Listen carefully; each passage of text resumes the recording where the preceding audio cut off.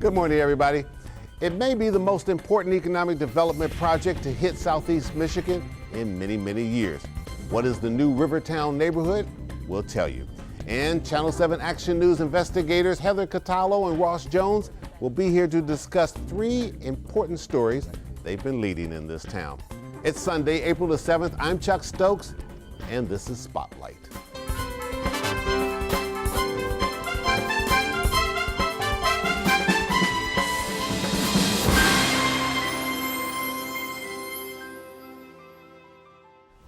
Welcome to Spotlight. It's good having all of you. Thank you. Thank you. Dr. Jeffries, I have heard Roger Myers, Kern Tomlin, and others say that there may not be a housing development project more important than the one we're about to talk about on the east side of Detroit. Would you agree? I would agree because... Why is that? Because we have housing stuff opening up all the time. Sure. But what's special about this? What's special about this is it's an innovative model that provides comprehensive housing and services for seniors in the same location. And when we look at the demographics in that area, the shifts in terms of how many more seniors will need to serve at a low income level.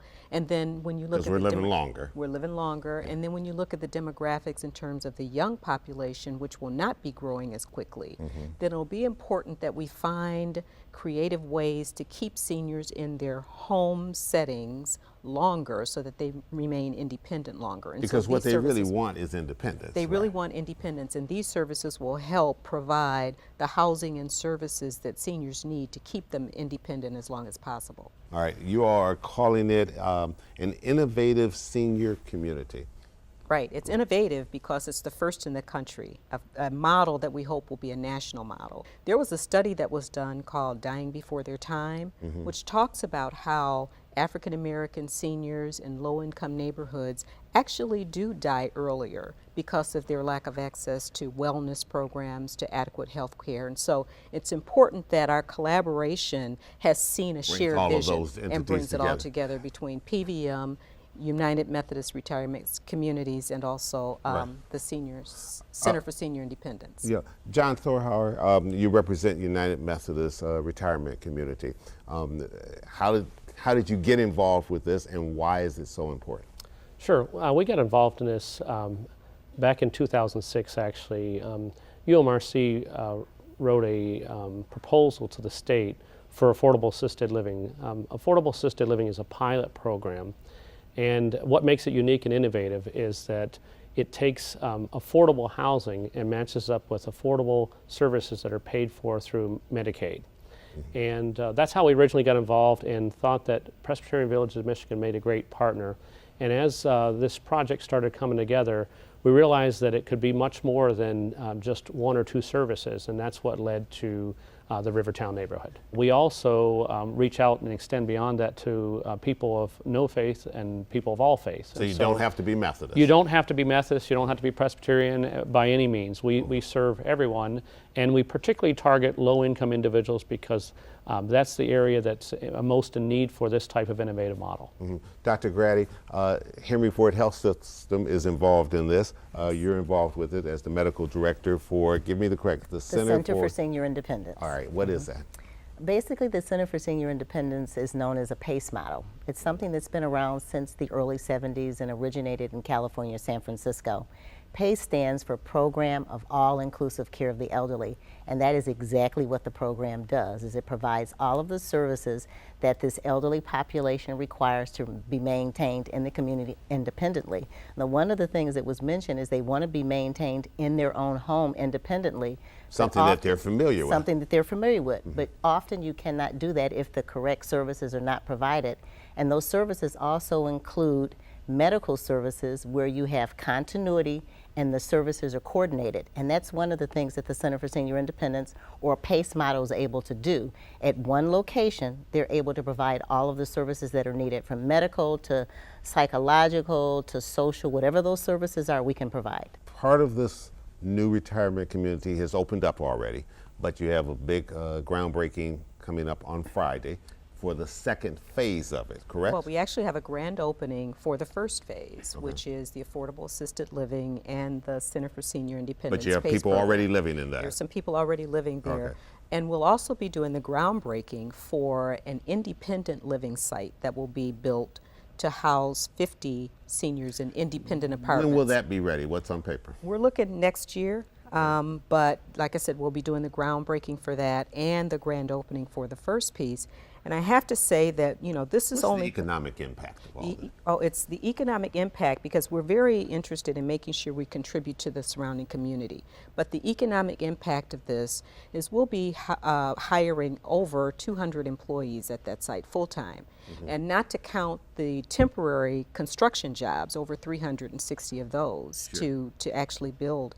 And then when we look at, it's a $41 million investment in the site, in a site that was abandoned by Park Davis. Well, it wasn't abandoned, but it used to be a Park Davis And lab. you're in a good spot. We're You in a got the good lab. Riverwalk Hotel right there. You've got the new complex where all the attorneys have come in. I'm not thinking of the proper name, but I think it's the patent attorneys And we that think are that- there. And you have Rivertown, which And is we right project that it will, this, just Rivertown development alone, that this facility is going to have an economic impact or a recycle of $278 million within the community over the next 10 years. And not so to mention it's- what it does to help stabilize that area Exactly. and make others And come catalyst in and for do change, the catalyst absolutely. for change. That's going to be very, very important. What's the future? I know that this is the 26th PVM, Presbyterian Villages of Michigan facility. Right. First one was in Redford back in the 1940s. Yes. You all have been growing fast. We've been growing fast, and we are very committed to Detroit.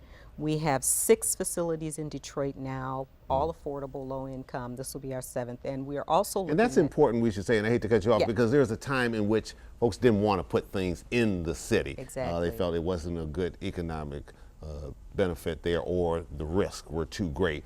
And you all have proven that to be That's true. that And so you've done very, very well. Right, and we're looking in phase 2 of Rivertown to, as I said, we'll have the affordable independent living facility that'll be built that we're breaking ground on. But in phase 2, we're also looking at putting in the skilled nursing piece that John talked about. So a lot more to Community come. cafe. You know, we want to make sure that there is wellness opportunities for the outside community. And you know, we can't thank our partners enough and our supporters. You know, it takes money to do all this. So you'll be doing more things like this through the United Methodist Retirement Community, you think?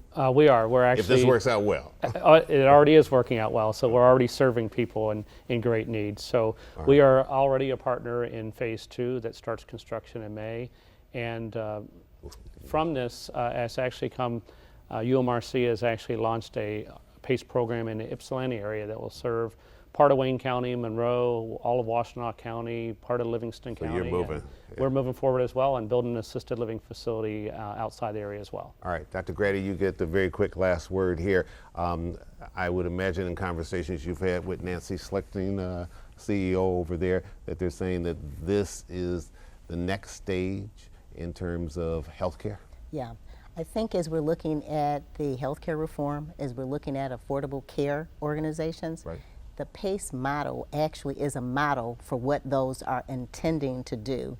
And the reality of it is, as we've already alluded to, the population is aging, and we're going to need to have a way to be able to provide quality We better be health ready care. for it. We better be ready. And PACE, the Center for Senior Independence, is a part of the solution for that. All right, I want to thank you all for joining us today on Spotlight. Time's my worst enemy. We'll get you back for some future developments. Great. And we appreciate Thank you you. coming in today.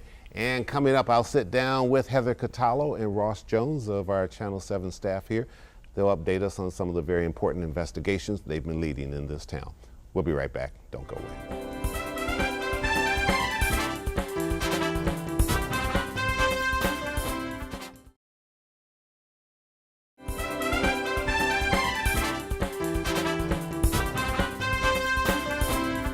And welcome back to Spotlight. Joining me now are 2 of my colleagues here at Channel 7, Ross Jones and Heather Catallo of Channel 7's investigative team. And we appreciate you joining us today on Spotlight. It was hard for me to get to you guys during the Kilpatrick trial because whenever I was recording, you guys were living down at the courthouse. So finally you get a little bit of a breather, even though in this town you don't get much of a breather at all. First of all, great job on the Kilpatrick investigation, as well as all the other investigations that you've been involved in. Let's start with the Kilpatrick. We know now what the verdicts are, 24 counts, at least on the former mayor, and then of course also counts on Bobby Ferguson, and then the lesser charge, the tax evasion on his father, Bernard Kilpatrick. First of all, were you surprised that Bernard Kilpatrick didn't get more? Not really. No. I mean, I was surprised. I was not surprised that they were hung on him. I think that his attorney was quite effective in instilling that potential reasonable doubt for somebody who was going to look at all sides of it. I mean, the way he used some of the government's own wiretaps to show that certain key witnesses against Bernard Kilpatrick were lying to a lot of different people. So there was the potential there for sure for doubt on Mr. Kilpatrick. Ross? I would agree. I mean, we were talking about as the trial was going on, and certainly while the jury was deliberating, you know, of all the defendants, there's really not as much evidence against Bernard. He definitely had the least, and what they did have was kind of could go either way. I mean, like she said, some of the witnesses had major credibility problems, and you really couldn't ignore that, and clearly the jury couldn't. Were you surprised with the verdicts on the former mayor, Kwame Kilpatrick, 24 counts?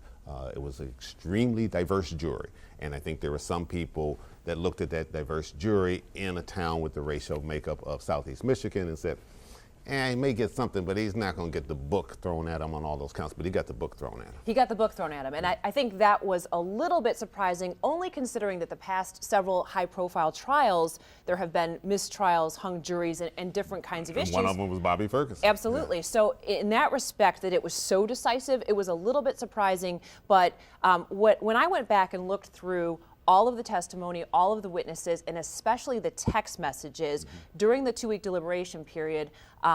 During the trial, the text messages didn't come in chronologically. They came in as they introduced different subject matters of the case. Okay. When you went and looked at the text messages chronologically, which is what I did during the deliberations, I went back through and kind of put them in order.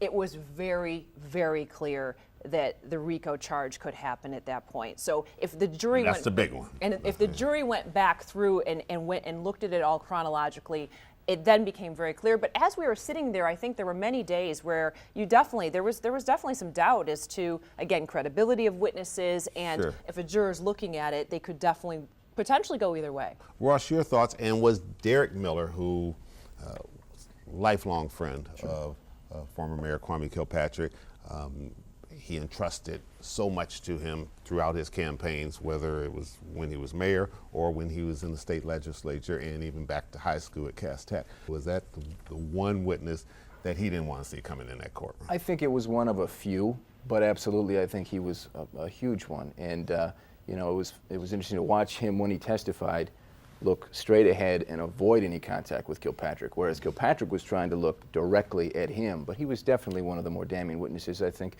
there were several, Emma Bell, who was one of his fundraisers, who gave some very emotional testimony about how she thought of this guy as a son, and broke down outside of court and almost broke down inside court. Tony Suave, a businessman who gave some colorful testimony, memorable testimony. His vice president did the same. And I think some of the jurors said that those were some of the witnesses that really sold it for them afterwards. Do you envision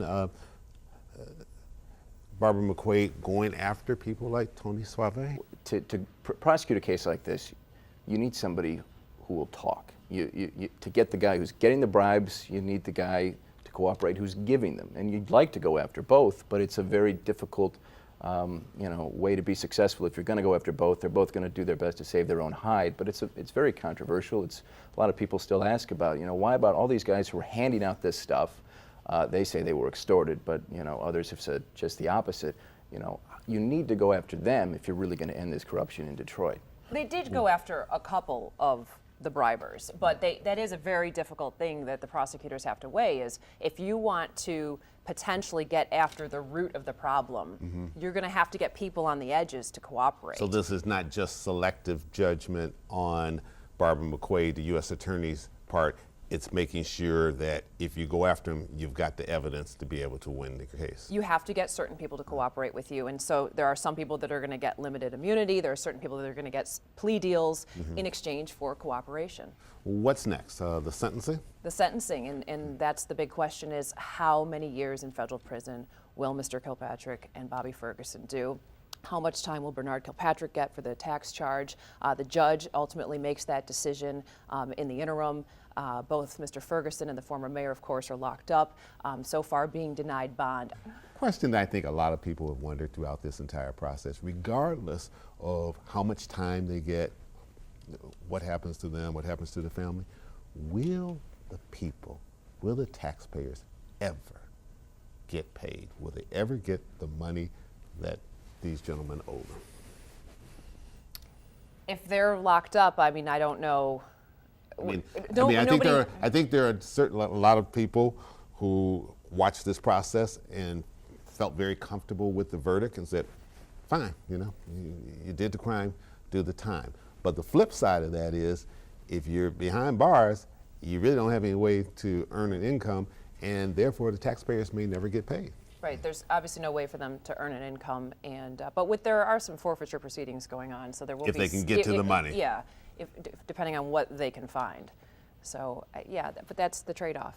Ross? Yeah, they forfeited a lot for Ferguson already. I mean, a lot of money, a lot of equipment from his companies, and a couple of properties, I believe. So that process has begun with him, but yeah, with Kilpatrick, the restitution, I think you kind of have to, that's going to be on hold for a good long while, and I think everyone would kind of expect that. There's really not a lot you can do about that. When we come back, I want to talk about a quick update on Wayne County and on Judge Diane Hathaway. We'll be right back. We hope you stay with us.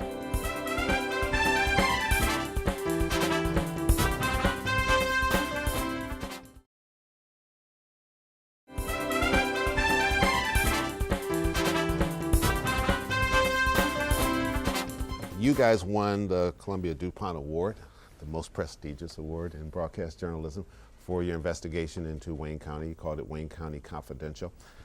Been going on a long time. The latest update. Where do we stand right now? And is Wayne County Executive Bob Ficano out of the woods yet on this? Heather? Well, during the Kilpatrick corruption trial, they actually had the first corruption trial for that particular case that was going on simultaneously. They did get a conviction in that with Mr. Zaid Alaban. So the FBI is still clearly hard at work out there chasing down every possible lead in that investigation. In the beginning, it was fast and furious with so many things happening. They've had indictments, they've had guilty pleas. So, and I'm sure that they, just like with the Kilpatrick case, probably have people on the edges they're trying to get to cooperate to work their way up. Kind of taking it piece by piece and seeing where the investigation leads. Absolutely. Attorney Deborah Gordon, she's taken depositions from Bob Ficano. She also has a client, I believe, James Wallace, Yep.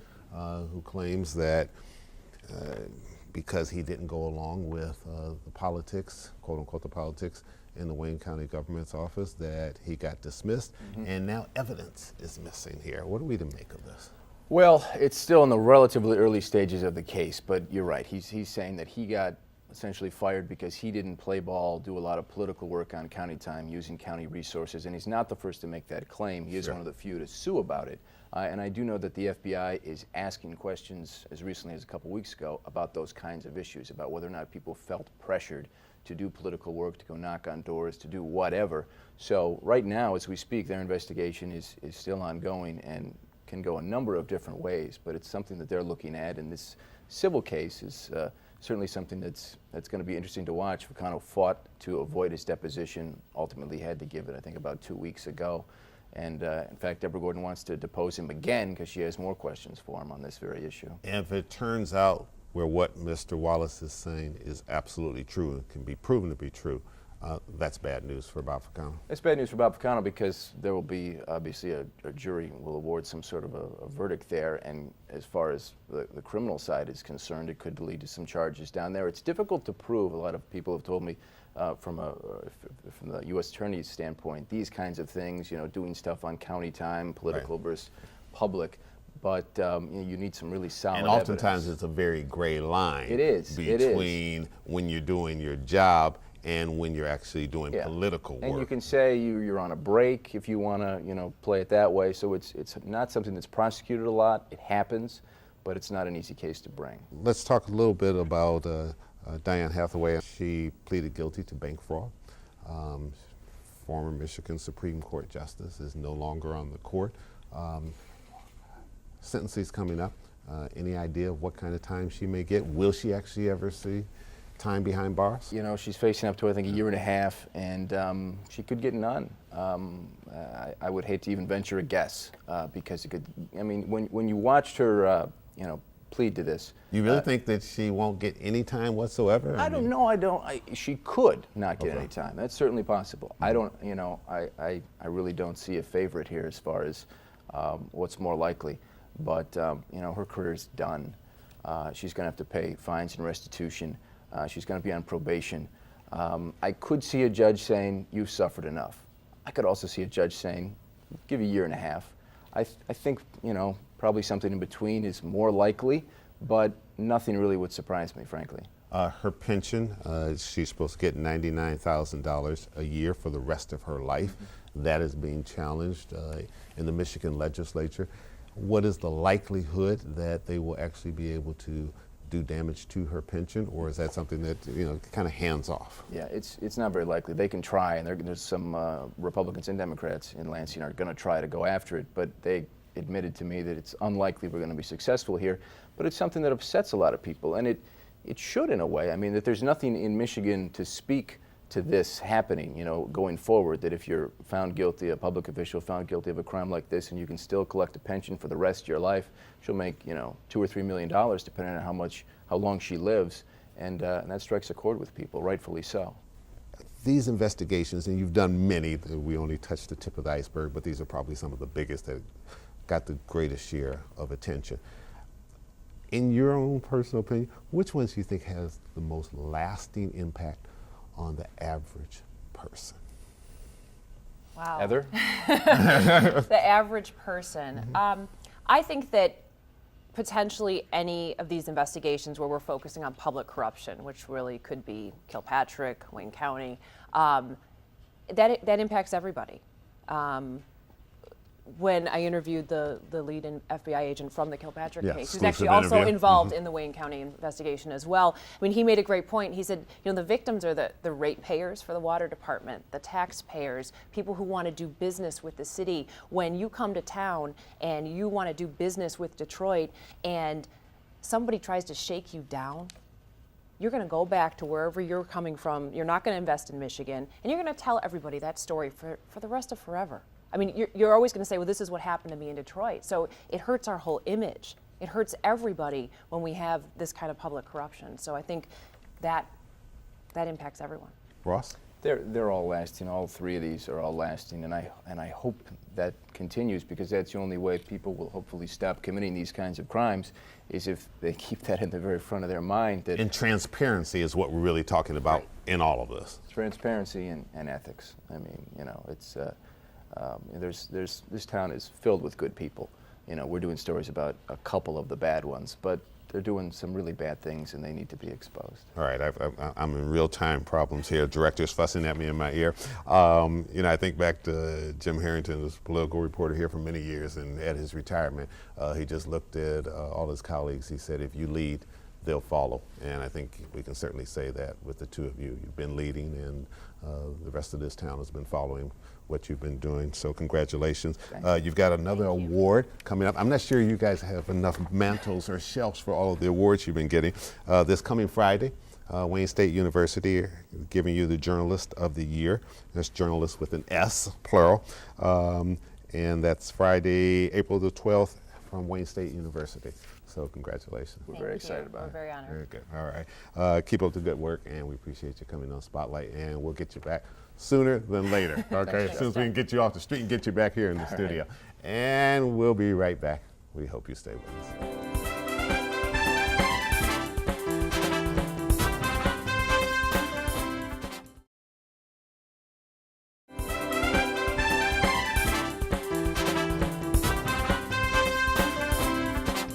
Welcome back to Spotlight. Finally, Friday, May 10th, Grammy-nominated singer Eric Benet will be performing at the Max as part of the 15th annual Ford Freedom Award ceremonies.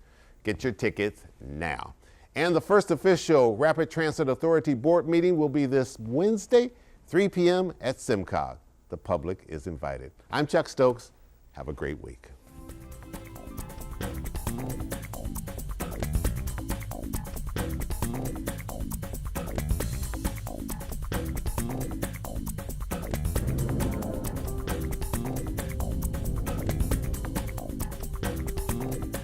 This Week with George Stephanopoulos is next here on 7.